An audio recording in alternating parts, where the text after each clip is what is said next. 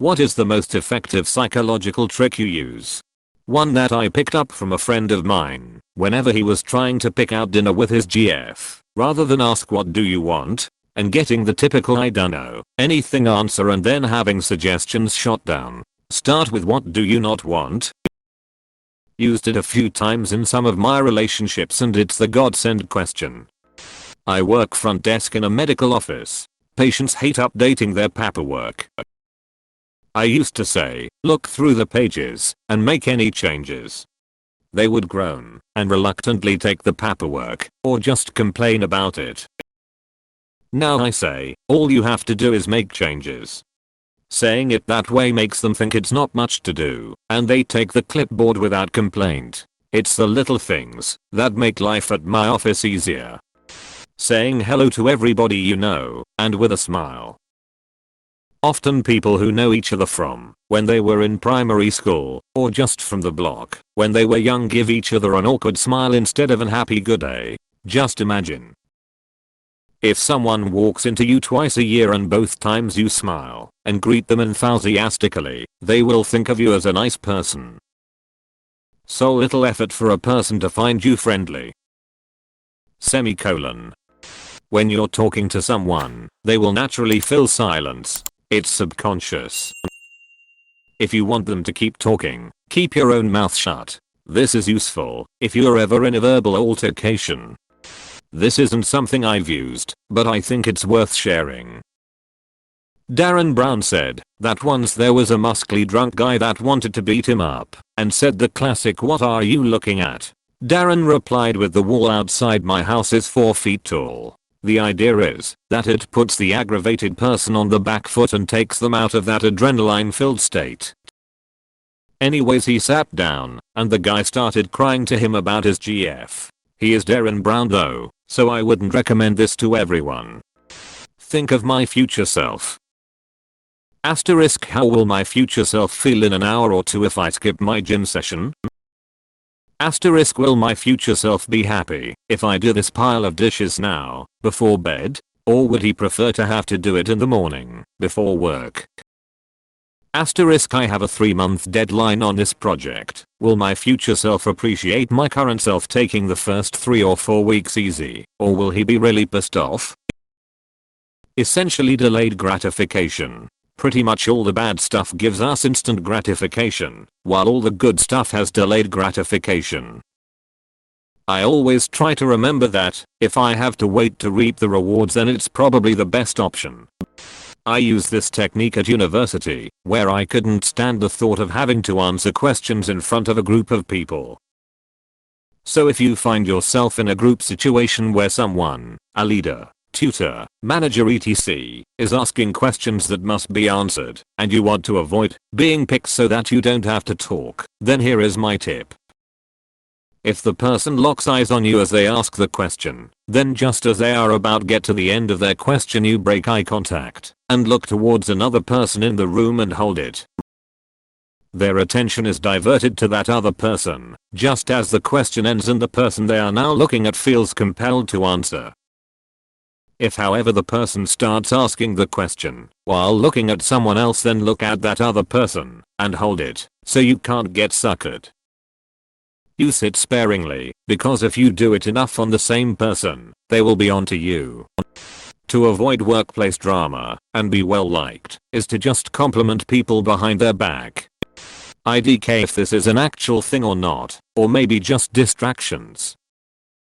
But when I do something annoying or bothersome to my husband and he goes quiet, I wait a few minutes and then I ask him a seemingly innocent question, usually on the subject of how certain parts of a car works or something mechanical. This gets him talking about the car thing and he rambles for like 5 minutes and then bam, he's happy again and not quietly brooding. I'll never tell him I do that because I'm afraid it won't work anymore if he knows about it. It's foolproof though, it works every single time, no matter how bothered he is. Set expectations low and blow people's minds with my mediocrity. Listening to someone without giving advice or pushing for more information typically nets me more information than being pushy for it. When somebody shy is speaking, if you look at them and nod your head, it encourages them to keep talking. I'm a professional poker player. When I'm in a pot with one other player, I often try to make them laugh when they are thinking about what to do. If you can get them to laugh, it sets them in a mood where they are unlikely to bluff. I talk a lot in general. It's very common to make jokes at the table, even in hands. Music. Putting headphones in and playing the music that I know I'd want to hear if I was in the mood that I want to be in shifts me over to that mentally and really helps when I need to calm down or when I need to feel happier. Inner argument, find something to agree on, then push your main point. When you are standing in a group and somebody tells a joke or something funny happens, people tend to look towards the person they like the most while laughing. My wife calls this the simplest, most manipulative thing I do. Whenever I bump into an acquaintance, meaning not friend, just a person I know, I of course say hi and the conversation goes like this. Me, hey, how are you? Name, you look good. Them, laugh, thank you, I'm good, how are you? Me, I'm great, I'm on the way to wherever I'm going to at the time, and I tell them YTOO*. So what are you doing here? Them, go into same detail to tell me where they're going, and WHY*. Me, alright, well I won't keep you up any longer than I have a good day. Name. It leaves people feeling good, takes away the awkwardness of cutting a convo short, and it makes them want to leave. If someone says they have the hiccups, ask them to prove it 9/10 times, their hiccups will disappear. Having to summon a hiccup in order to demonstrate will trick your diaphragm into just not hiccuping. I've been able to twist it around on myself with some success as well, but it takes practice.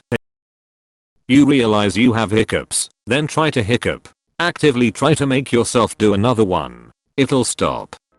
If you need to de-escalate someone and get them to communicate, asking questions about numbers/personal information. I work in emergency services.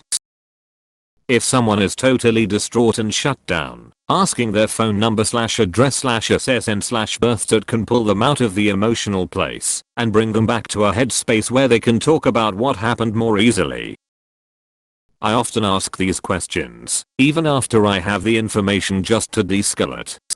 Anyone here reading through the posts for the sake of using them in the future, but an hour later you forget everything you've just read?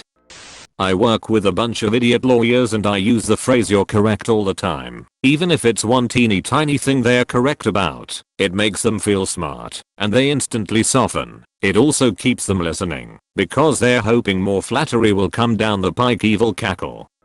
Thanking someone for a tray you ordered from them. Instead of telling a customer you're sorry for their wait, tell them thank you for your patience or understanding. Works wonders. My youngest, 4, got into the Y phase a little while back. Read an article that said the best way to get them to stop was to ask them, "I'm not sure, what do you think?" It is a godsend.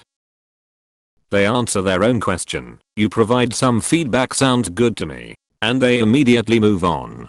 Fucking awesome. When I ask someone a question and their first response is "what?", I just stare at them for a few seconds, and 99% of the time they answer my question without me having to repeat myself. I think it's just a subconscious reflex people have to ask "what?" instead of answering what you've asked, even when they've heard you clearly. Instead of arguing, I start off by agreeing, and then state my point of view, after addressing the other person's point. Always ends in a positive interaction. Edit. The idea is to show respect for what the other person thinks. Assuming that the person isn't a complete moron, they more than likely have a valid point. Rather than shutting the person down and telling them they're wrong, you listen to them. Then after hearing them out, you can bring up your own point of view. The goal is to have a respectful exchange of opinions, rather than a flat-out argument, where two people flat-out don't agree with each other, and leave each other without learning anything from one another. When you need to find out a name egg for a lead, you say back, "Oh, is John still managing up there?" They go back, "No, it's Mark now." Works with anything, just use a fake. Backquote, is that your focus outside? Backquote, what? No, mine's the Ferrari. Smiling. Semicolon. Smile at the bartender, they'll be more likely to come to you quicker. Smile at your colleague in the morning and they'll be more open to the request that you've got for them later. Smile at your kids and they'll feel loved. Smile at your partner and they'll wonder what they've done that's made you so happy. Smile at me and I'll smile back and we'll both feel great for a few minutes. Smile at everyone when you meet them. Smile in a job interview. Smile at the shop worker, the binman, the postman, the random dog walker in the park, the person who nearly bumped into you on the street, the barista, your teacher, your mum and your dad. Smile at yourself in the mirror and give yourself a cheeky wink. Semicolon. Writing smile is making me smile. And I feel great now, so I'm gonna go and get a sandwich. Thanks for reading. Close bracket. Semicolon. Semicolon. Whenever I know somebody is holding some truth from me, I'll look at them and stay silent. No nodding, no acknowledging, just looking. The silence usually brings out the truth or extra detail. If they squirm around a bit, you know there's something they have exaggerated, etc. Be direct and personal when you need things. Instead of asking if anyone has an EP pen, ask who has an EP pen. Instead of saying someone call 911, point to someone, say you in the blue jacket, what's your name? Tom. Okay Tom, go call 911 and come tell me when they are in the way. I can't remember. My wife's a psychologist and I lost all my superpowers of manipulation of time and space.